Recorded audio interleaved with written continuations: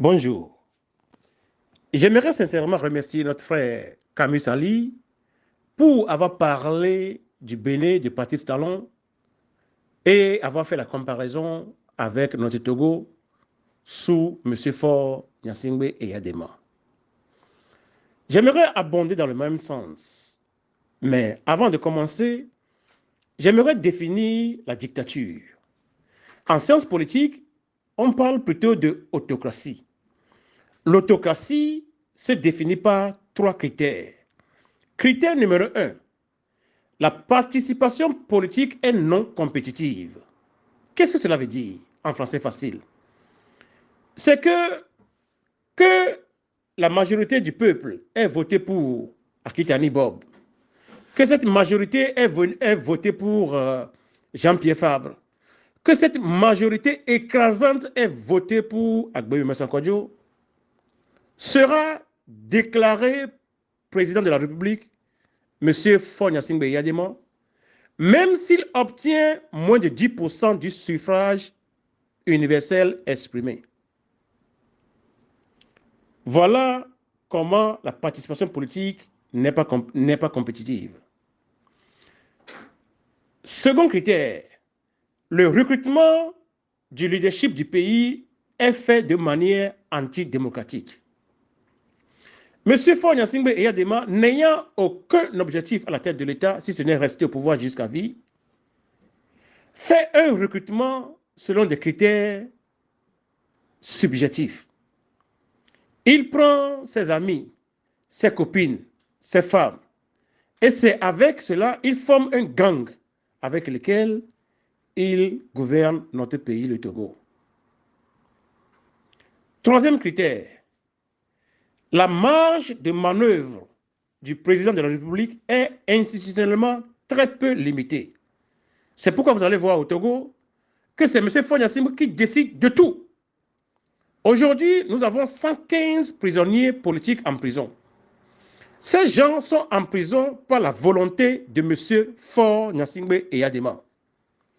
Quand vous avez un système politique dans lequel vous retrouvez ces trois critères, c'est-à-dire la participation politique est non compétitive ou bien elle est réprimée, où il y a un recrutement antidémocratique de leadership, c'est-à-dire ne sont pas choisis pour diriger le pays les gens qui sont compétents, mais des gens qui sont des copines, des frères, des amis, des camarades de classe. Et quand le pouvoir du président est institutionnellement très peu limité, soyez-en sûrs que vous vous retrouvez dans une dictature. Maintenant, l'autre grande différence entre M. Patrice Talon et M. Faure Gnassingbé est celle-ci. Au Togo, on gouverne pour le bonheur d'une seule personne, qui est M. Faure Gnassingbé Eyadema. La police, la gendarmerie, les militaires, tous sont au travail pour la sécurité d'une seule personne qui est M. Faure Gnassingbé Eyadema. Que les djihadistes tuent les Togolais un peu partout, ça n'a aucune importance à leurs yeux. Première chose. Quand M. Faure Gnassingbé Eyadema tombe malade, il prend l'avion présidentiel, il va se soigner à l'extérieur. Au Togo, il ne construit aucun hôpital moderne, aucun hôpital de référence. Voilà une deuxième chose. Maintenant, revenons à l'économie.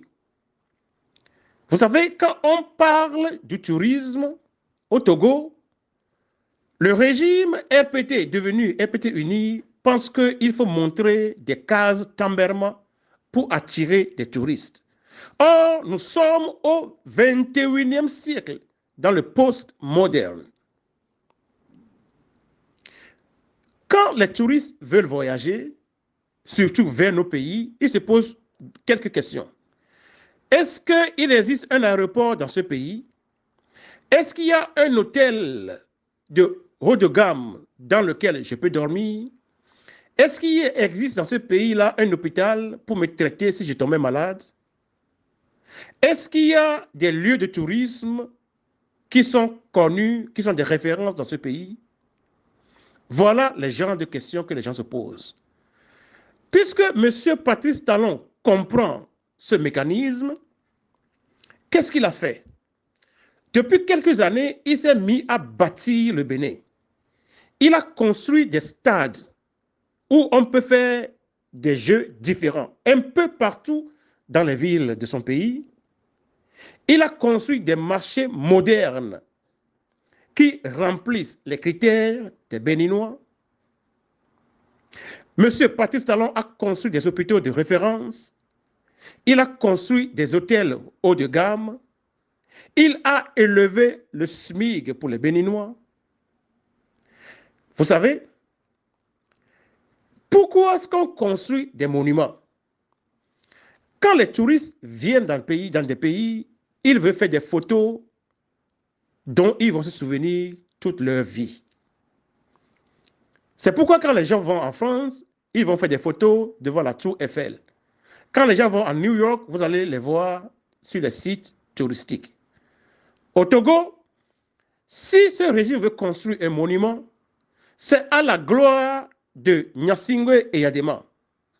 Mais demandez-vous, qui va quitter son pays tout juste pour voir un monument de Gnassingbé et Yadema? Quelle est l'histoire qui est attachée à un monument? C'est ça qui joue un rôle prépondérant. Les monuments que Patrice Talon a conçus au Bénin, ces monuments contiennent des histoires à faire vibrer tout touriste venu de tous les pays du monde entier. Quand tu construis les monuments, tu construis les hôtels, et que les touristes arrivent dans ton pays, ils paient à l'hôtel, ils paient aussi quand ils vont dans les musées. Dans les hôtels, il y a des gens qui dirigent les touristes, eux aussi profitent de cela. Les gens qui vendent au marché, ils aussi profitent de l'arrivée des touristes. Nous avons des objets d'art à Lomé, aussi à Cotonou. Quand les touristes viennent, nos jeunes qui fabriquent ces objets d'art se font aussi un peu d'économie, un peu de richesse. Voilà M. Patrice Talon qui pense au bonheur de son peuple en faisant ce genre de construction. Donc, chacun a un profit dedans. En ce qui concerne l'État, quand l'hôtel profite, il va payer l'impôt à l'État. Quand l'artisan profite, il va payer l'impôt à l'État. Ce qui fait que même si l'État avait fait des emprunts pour construire ces monuments et ces hôtels, avec les impôts perçus, il a la somme pour payer la dette. Ce que nous avons au Togo est une calamité. La question qui se pose finalement est celle-ci. Jusqu'à quand les Togolais vont se permettre de laisser M. Faure Gnassingbé à la tête de notre pays?